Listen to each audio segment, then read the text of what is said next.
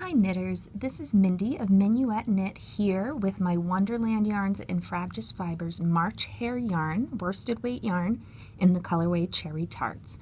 And today I'm going to help you answer the question that so many knitters don't have the answer to. Do you knit Continental or English? You hear these two terms tossed around quite a bit. Many knitters don't even know which technique they use. They know how to knit, they know how to purl, but the terminology for their technique varies. So I'm going to give you a really brief explanation as to what constitutes continental knitting and what constitutes English knitting. So first, let me show you English knitting. Many knitters are English knitters. They take their yarn in their right hand and they bring it around the back of that needle and through the stitch. When they want to purl, they need to bring their yarn forward, then they go into the front of the stitch, wrap around, and push the needle through to the back. Now, when a knitter is knitting continental, the big difference is that their yarn is in their left hand. So they go ahead and go into the stitch to knit it, push the needle through and off there. Then when they want to purl, notice how quick and subtle that change is. I can bring this yarn forward and back just with a tiny movement. I go ahead and I purl my stitch by bringing my yarn down over the needle. So this creates the same exact result. Whether you're managing your yarn in your right hand or your left, you still get a knit and a purl, a knit and a purl. And there's no difference in the stitches themselves once you're done. So that doesn't mean if you knit continental that that's the right way or English is the right way. They're both right. You have to do what's comfortable for you. Now, just so that you understand some of the pros and cons, especially if you're a new knitter and you're trying to decide what technique you want to settle into, English knitting, when I work this stitch, you'll see this involves movement of my whole hand around and through. When I want to purl, got to remember to bring that yarn through. This is a lot more of a motion. It doesn't seem like much, but you really have to think about bringing that through.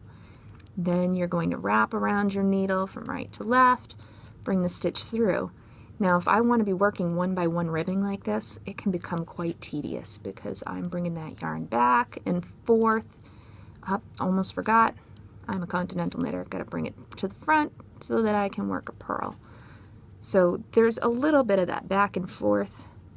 However, continental knitting, there's a lot less motion, which is better for your hands, your wrists, your arms, your shoulders. You get to just go ahead, go into that stitch, grab your yarn, really subtle movement again from front to back, go ahead and purl my stitch. So for me, the reason I prefer continental over English is that small movement, and then a lot of people say this. Now, the speed of your knitting, in my mind, it's only so important. Knitting is one of those wonderful things that you can do to relax after a long day, to put your heart into something, to take your mind off of things if you've had a stressful day.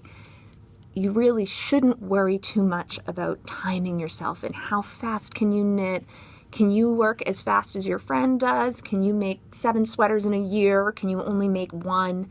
That's not important.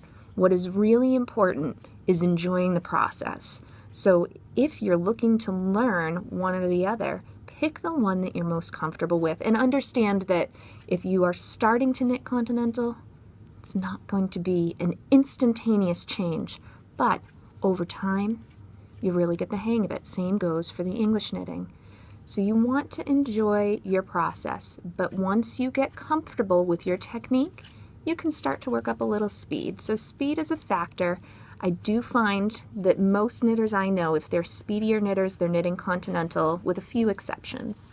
And if you knit English, there's nothing wrong with that. Just be careful with your movements. Make sure that you're not straining too much and that your movements aren't too large, because the larger your movement, the more wear and tear on your joints. So you can see now I had stockinette, but I've done a little bit of ribbing back and forth with my 2 different techniques, and you can't tell where one technique was worked and where another one was. So there you have it, your continental knitting, yarn management with the left hand, English knitting, yarn management with the right. Continental, slightly faster. English, a little slower. They're both great techniques, and remember, there's no wrong way to knit. It's all about enjoying the process. Happy knitting!